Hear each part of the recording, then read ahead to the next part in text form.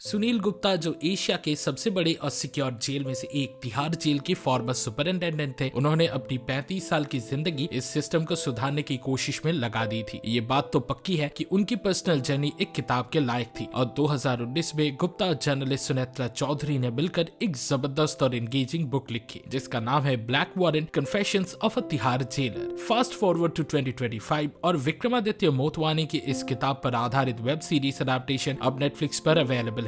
जैसे कि टाइटल से पता चलता है, हर एपिसोड में एक ब्लैक वारंट केस यानी डेथ सेंटेंस का एग्जीक्यूशन एड्रेस किया गया है। ब्लैक वारंट एक सेंसिटिव और कंट्रोवर्शियल टॉपिक को टच करता है। क्या इंडिया में डेथ सेंटेंसिंग को अभी उठा देना चाहिए वेस्ट के देशों के जैसे या नहीं? सीरीज के 7 एपिसोड्स के दौरान कई ऐसे इंस्टेंसेस देखे गए जहां अपराधियों ने अपने क्राइम को एडमिट नहीं किया और अगर किया भी तो बाद में अपना स्टेटमेंट वापस ले लिया, ये कहकर कि पुलिस टॉर्चर की वजह से उन्होंने कन्फेस किया था। जैसे रंगा और बिल्ला के केस में जहां उन्हें गीता और संजय चोपड़ा के अबडक्शन और मर्डर के लिए डेथ पेनल्टी दी गई थी। दोनों पार्टीज ने अपने आप को इनोसेंट क्लेम किया और सच पूरी तरह से पता किसी को भी नहीं था। सुनील गुप्ता जो भी नए नए जेलर बने थे, ये सोचने लगे कि क्या वो पीड़ित कैदियों के लिए कुछ कर सकते हैं ताकि सिर्फ गिल्टी लोगों को ही सजा मिले। लेकिन जल्द ही सुनील को तिहाड़ के करप्ट प्रैक्टिसेस का पता चला और सिस्टम को सुधारना उनके लिए एक दूर का सपना लगने लगा। तो चलिए जल्दी से इस सीरीज का एक रिकैप कर लेते हैं ताकि आप अपना ओपिनियन खुद से बना सके। ऐसे ही दूसरे वीडियोस देखने के लिए और हमसे जुड़े रहने के लिए चैनल को सब्सक्राइब कीजिए और वीडियो को लाइक और शेयर करना ना भूलें। Thank you. और एक ह्यूज स्पॉइलर वार्निंग के साथ लेट्स मूव ऑन।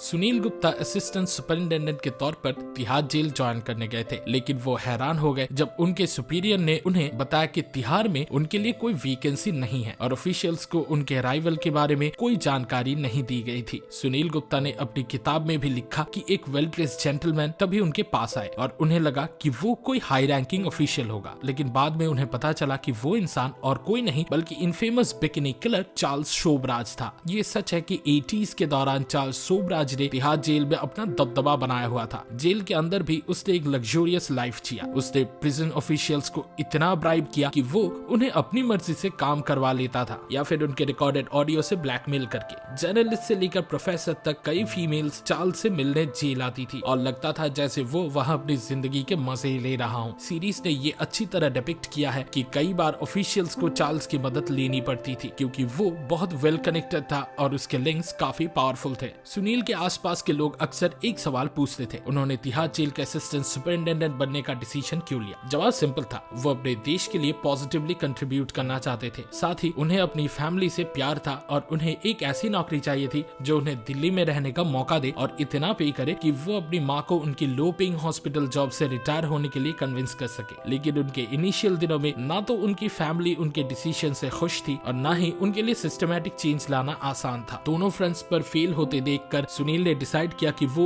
एक ऐसी इम्पैक्टफुल चेंज लेकर आएंगे जिससे ना सिर्फ उनकी फैमिली उन पर प्राउड फील करे बल्कि वो तिहाड़ में एक रिस्पेक्टेबल फिगर भी बन सके अपने कमजोर फिजिकल अपीयरेंस के बावजूद। सुनील ने जब कुछ वक्त कैदियों और जेल के अकाउंटेंट मिस्टर सैनी के साथ बिताया तो उन्होंने ये समझा कि ज्यादातर कैदियों का यहाँ पे कैद रहने का असली रीजन गरीबी है। या तो उन्होंने पैसे की जरूरत की वजह से जुर्म किया था या फिर उन्हें फंसाया गया था और उनके पास वकील हायर करने के लिए या जमानत लेने के पैसे नहीं थे। सुनील का मन और मजबूत हो गया एक कानूनी मदद का सिस्टम बनाने का जो गरीब कैदियों की मदद कर सके। जब उजागर सिंह और करताज सिंह का फांसी हुआ उसके बाद ये दोनों से 500 रुपए के लिए मर्डर करने पर मजबूर हुए थे, लेकिन डॉक्टर जिसने अपनी पत्नी को मरवाने के लिए उन्हें हायर किया था बी क्लास कैदियों वाले खास सेल्स में काफी सुविधाओं के साथ रह रहा था क्योंकि या तो वो अमीर था या उसके कॉन्टैक्ट्स काफी स्ट्रॉन्ग थे। रेप्यूटेड वकीलों को अपने ये प्लान में शामिल करना सुनील के लिए पहला बड़ा रुकावट था। जब ये हर्डल उन्होंने पार कर लिया तो इंस्पेक्टर जनरल आईजी उनके इस सुझाव से नाराज हो गए। उन्होंने सुनील को कहा कि वो अपने जेलर के काम पर ज्यादा ध्यान दे, ना कि ऐसे सुझाव लेकर आए जो उनके सीनियर अफसर के काम का हिस्सा है। जल्दी सुनील को समझ आ गया कि एसपी जेपी सिंह को बुरा लगा क्योंकि सुनील ने उनकी परमिशन के बिना आईजी से बात की थी। जेपी सिंह और डीएसपी तोमर ने मिलकर सुनील को एक कैंटीन स्कैम में फंसाने का प्लान बनाया। कैंटीन के बिल में गड़बड़ दिखाई गई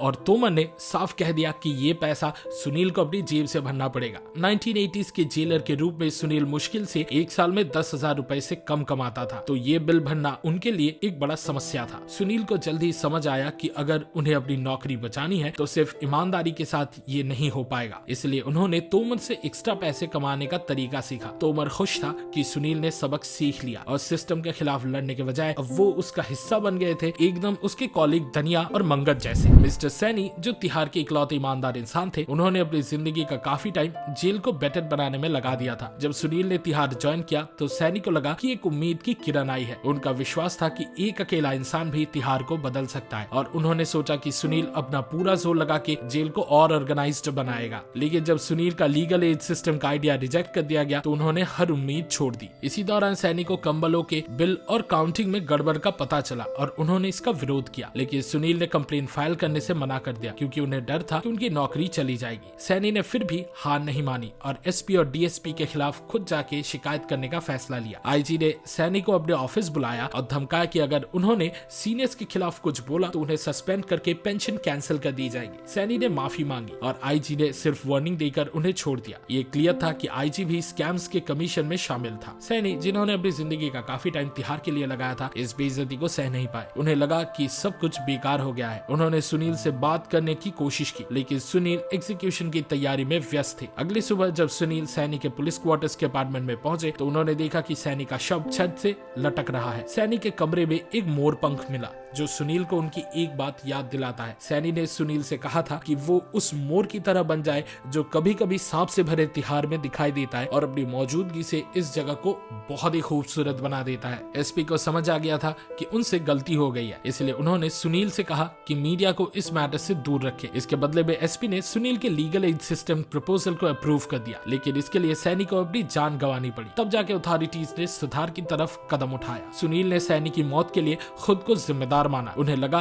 कि उनके हाथ खून से रंगे हुए हैं। ब्लैक वारन ने डीएसपी तोमर को एक करप्ट ऑफिसर की तरह दिखा, लेकिन उसकी इस गलत सिचुएशन के प्रति भी एम्पैथी दिखाई गई। शो ये बताता है कि हर कोई सिर्फ अच्छा या बुरा नहीं होता। रिफॉर्मेशन एक पॉसिबिलिटी है और जेल के हर प्रिजनर के लिए उम्मीद खत्म नहीं हुई है। किसी को सिर्फ उसके क्राइम से जज करना अनफेयर है। डीएसपी तोमर एक करप्ट पुलिस ऑफिसर थे, लेकिन ये उनकी हालत का नतीजा था। जेल के चार्ज में होने के बावजूद उनके पास अपने परिवार के लिए वक्त नहीं था। उनकी वाइफ को डर था कि तिहाड़ जेल का माहौल उनकी बेटी पर बुरा असर डाल सकता है या उन्हें खतरे में डाल सकता है। इसी वजह से उन्होंने अपने मायके में रहने का डिसीजन लिया जब तक न तोमर इतना कमाने लगे कि जेल के बाहर एक घर अफोर्ड कर सके। उनकी सैलरी से ये मुमकिन नहीं था और तोमर समझ चुके थे कि सिस्टम ऑलरेडी खराब है। उन्होंने सोचा कि सुधार करने का कोई फायदा नहीं है, इसलिए उन्होंने गैंग्स को फेवर करने के बदले में पैसे कमाने शुरू कर दिए। लेकिन ऐसी अरेंजमेंट का एक दिन बिगड़ना तय था और जिसका डर था वही हुआ। त्यागी गैंग को डीएसपी के दिए थोड़े बहुत आजादी से संतोष नहीं था। सनी त्यागी जो गैंग का लीडर था सोचता था कि अब समय आ गया है कि वो जेल में अपना डोमिनेंस दिखाए, क्योंकि हड्डी गैंग और गुरतेज सिंह की गैंग उनके ड्रग बिजनेस में इंटरफेयर कर रही थी। डीएसपी तोमर ने सोचा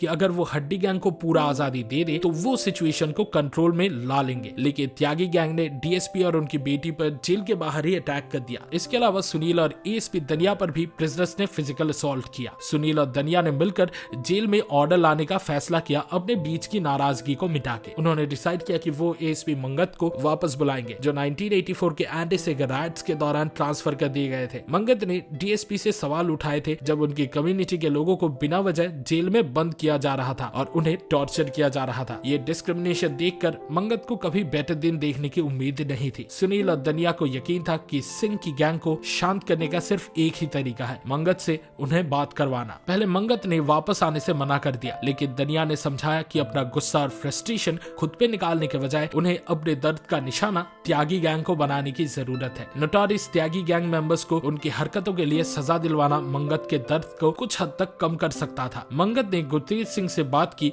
और उससे कहा कि त्यागी गैंग से डील करे, लेकिन हड्डी गैंग के मेंबर्स को छोड़ दे। दनिया सुनील ने त्यागी गैंग के कुछ लोगों को ब्राइब करके अपने तरफ कर लिया। ब्राइब लेने के बदले उन लोगों ने बता दिया कि गैंग्स ने तिहाड़ के अंदर अपने हथियार कहाँ छुपा रखे थे। जब वेपन्स का पता चल गया तो सनी त्यागी और उसके कुछ फॉलोअर्स को दूसरी जेल में ट्रांसफर करना बहुत आसान हो गया। अब सवाल आता है कि उन्होंने ब्राइब देने के लिए पैसे कहां से लाए। ये पैसे उन्होंने बी सेल के प्रिजनर्स से लिया, जो सी सेल के प्रिजनर्स पे अपना काम जैसे बर्तन धोना, कपड़े धोना या रूम साफ करने के लिए डिपेंडेंट थे। बी सेल के प्रिजनर्स अपनी सर्विसेज वापस शुरू करने के लिए अच्छी खासी रकम देने को तैयार थे। अगला कदम था गैंग्स को तोड़ देना, और ब्लैक वारंट के एंडिंग में जेलर्स ने अनाउंस किया कि अब प्रिजनर्स को उनके नाम के फर्स्ट लेटर के हिसाब से अलग अलग डिविजन्स में रखा जाएगा। जेलर्स का ये प्लान काम कर गया। गैंग्स टूटने लगी क्योंकि अब उनके लिए अपने प्लान्स कोऑर्डिनेट करना मुश्किल हो गया था। सुनील ने अपने दोस्त दनिया और मंगत की मदद से तिहाड़ में फाइनली एक ऑर्डर ला दिया। सिर्फ यही नहीं, उनका लीगल एड सिस्टम भी इस्टेब्लिश हो गया, जिसकी वजह से प्रिजनर्स अब बेल के लिए बिना कुछ दिए अपील कर सकते थे। ये सब सुनील की गर्लफ्रेंड प्रिया की वजह से मुमकिन हो पाया, जिसने सुनील का प्लान एग्जीक्यूट करने में उनकी मदद की। लेकिन प्रिया को ये एहसास हुआ कि जब सुनील का पहला प्लान नाकामयाब हुआ था तो उन्होंने अपनी फ्रस्ट्रेशन उस पर निकाली थी। प्रिया को लगा कि सुनील में सेल्फ एस्टीम की कमी है और उन्हें डर था कि कहीं वो भी सुनील के परिवार की तरह हमेशा उनका टेम्पर फेस करती ना रहे। जेल में ऑर्डर एस्टेब्लिश करने के बाद सुनील ने उसी मोड़ को देखा जो सैनी ने कभी मेंशन किया था। उस मोमेंट पर सुनील को सैनी की बात समझ आई। अगर एक इंसान चेंज लाने का डिसाइड करे तो चीजें धीरे धीरे सही डायरेक्शन में बदल जाती तो है। ब्लैक वारंट के एंडिंग में एक ट्विस्ट इंट्रोड्यूस होता है। चार्ल्स शोबराज, जो बिकनी किलर के नाम से मशहूर था, वो एक ब्रिलियंट प्लान एग्जीक्यूट करता है। जब पुलिस गैंग्स को हैंडल करने में बिजी थी तब शोबराज ने अपने एस्केप का प्लान बनाया। उसने धमकी दी थी कि अगर प्रिजनर्स को पुलिस अटैक के बाद उनके सेल से बाहर निकलने की परमिशन नहीं दी गई तो वो एक पिटीशन फाइल करेगा। सुनील जानता था कि अगर पिटीशन फाइल होती तो मीडिया का ध्यान इस मैटर पर आ जाता और उनका बेस्ट ऑप्शन था सिचुएशन को शांत करना और शोबराज को कुछ स्पेशल प्रिविलेजेस देना। शोबराज ने यह कहकर स्पेशल रिक्वेस्ट की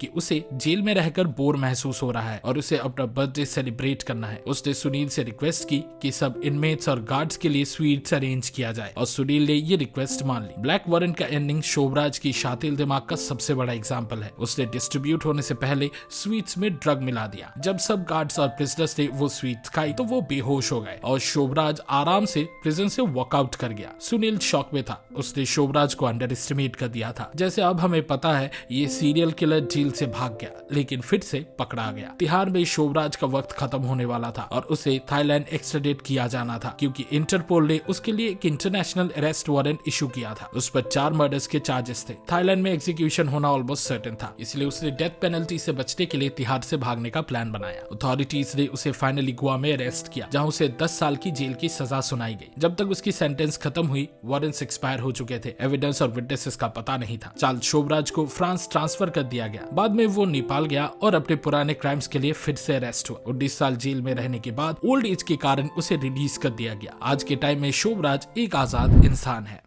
इस वीडियो को देखने के लिए शुक्रिया। ब्लैक वारंट देखने का आपके एक्सपीरियंस के बारे में कमेंट सेक्शन में जरूर शेयर करें। सिनेमा सीरीज के वीकली डोज के लिए लाइक बटन दबाएं और हमारे चैनल को सब्सक्राइब करें। अगले वीडियो में मिलता है और फिलहाल के लिए वे signing off. Goodbye and I will B